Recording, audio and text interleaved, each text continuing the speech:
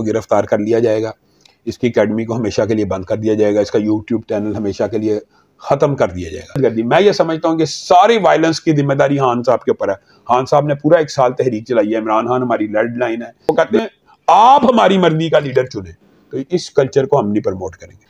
खान साहब तो 100% चाबी वाले खिलौने बताते खुद है, तो मजहबी लीडरों को मजहबी लीडरों ने तो सबसे ज़्यादा इस मुल्क में जुल्म सितम को सहा है, कैदे सही है। मिसाल दे रहा हूँ, खान साहब ने तो 2 दिन ही जेल काटी, तो खान साहब को पता नहीं क्या जेल फोबिया है। अस्सलाम वालेकुम नाज़रीन, इस वक्त हमारे साथ मौजूद है लामा शामला ज़ैद साहब और मौजूदा मुल्क की सूरत हाल पे इनसे कुछ मुख्तसर सवाल करते हैं। जी अस्सलाम वालेकुम। वालेकुम अस्सलाम। लामा साहब क्या हाल है? अल्लाह का करम, अल्लाह का। अच्छा लामा साहब, मिर्ज़ा जेलमी के हवाले से एक सवाल है कि गिरफ़्तारी वगैरह के हवाले से अदलिया ने भी उसको मुजरिम डिक्लेयर कर दिया, तो अभी तक गिरफ़्तारी नहीं हो रही, तो क्या समझते हैं कि उसको इदारे सपोर्ट कर रहे हैं इस हवाले से? बिस्मिल्लाहिर्रहमानिर्रहीम। बुनियादी तौर पे मिर्ज़ा जेहलमी की गिरफ्तारी यकीनी थी, लेकिन मुल्क के हालात ने करवट खाई और इमरान खान की तरफ इदारों का रुझान हो गया।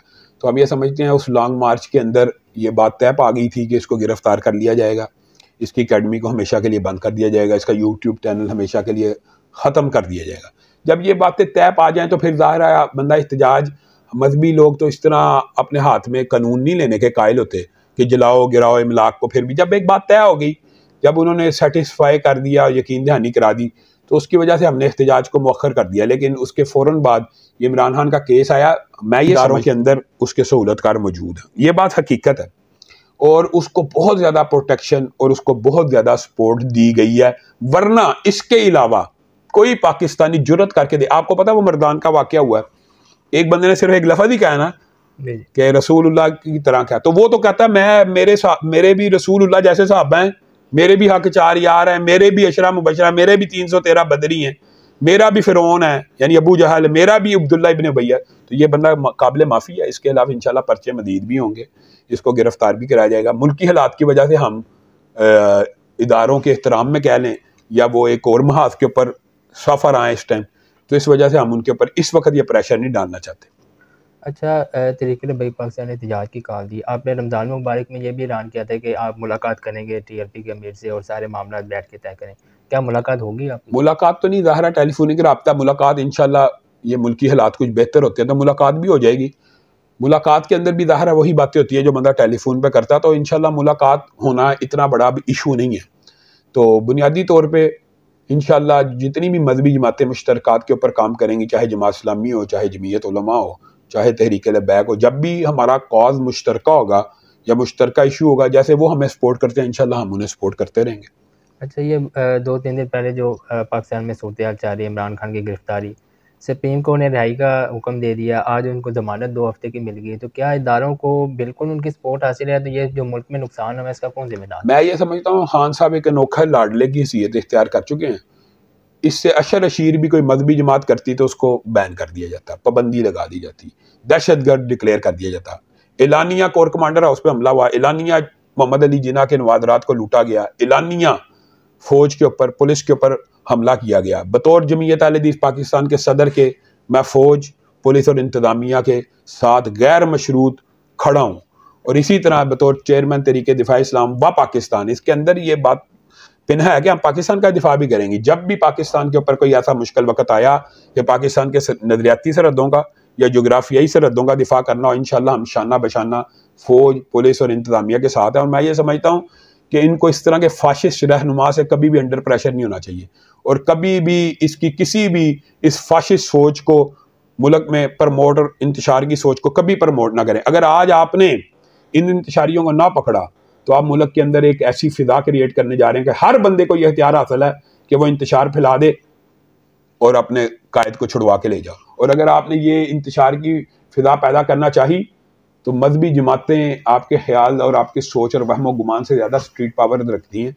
तो आप अल्लाह के लिए ऐसे किसी काम को प्रमोट ना करें कि जो कल आपके लिए बबाल बन जाए। तरीके लबैक हो, मजहबी जमात हो, अगर इससे अशर अशीर करती है आप उसको गिरफ्तार कर लेते, कल अदम बैन दहशतगर्दी। मैं ये समझता हूँ कि सारी वायलेंस की जिम्मेदारी खान साहब के ऊपर है। खान साहब ने पूरा 1 साल तहरीक चलाई है, इमरान खान हमारी रेड लाइन है, इमरान खान को कुछ हुआ फौज पे हमला कर देंगे, इमरान खान को कुछ हुआ GHQ चले जाएंगे, इमरान खान को कुछ हुआ कोर कमांडर। वो जो ट्वीटें करते हैं कि पाकिस्तान को श्रीलंका बना देंगे, उनको पाकिस्तानी फौज को पकड़ना चाहिए, इस टाइम उनको निशाने इबरत बनाना चाहिए। अच्छा, इलेक्शन की सूरत-ए-हाल की खातिर ये सब कुछ किया जा रहा है। क्या इमरान खान को एक सिर्फ़ इक़्तिदार की लालच, इक़्तिदार मिल जाएगा सब कुछ ठीक हो ये तो जाएगा? वाहिद बात है, इमरान खान साहब ने अपनी पहली तकरीर में अपने इस मोटिव का इज़हार कर दिया था कि अगर मैं वज़ीर आज़म नहीं तो चाहे एटम बम चल जाए, मुल्क का बेड़ा। देखिए श्रीलंका बनाने का क्यों कह रहा है कि मैं नहीं तो कोई नहीं, अगर मैं हूँ तो ठीक है, अगर मैं नहीं तो वतन भी ना बचे।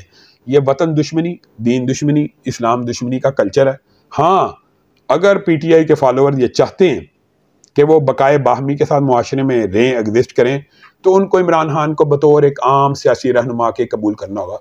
उसका जितना मर्जी रुतबा वो बढ़ा लें, लेकिन अगर वो उसको नबी, रसूल और पैगंबर के दर्जे पे लेके जाना चाहेंगे कि इमरान खान का मुखालिफ बेईमान है, इमरान खान का हामी ईमानदार है, तो इस कल्चर को हमने पाकिस्तान में कभी प्रमोट नहीं होने देना। और किसी सियासी लीडर तो दूर की बात है, किसी मजहबी लीडर के साथ भी प्रमोट नहीं होने देना।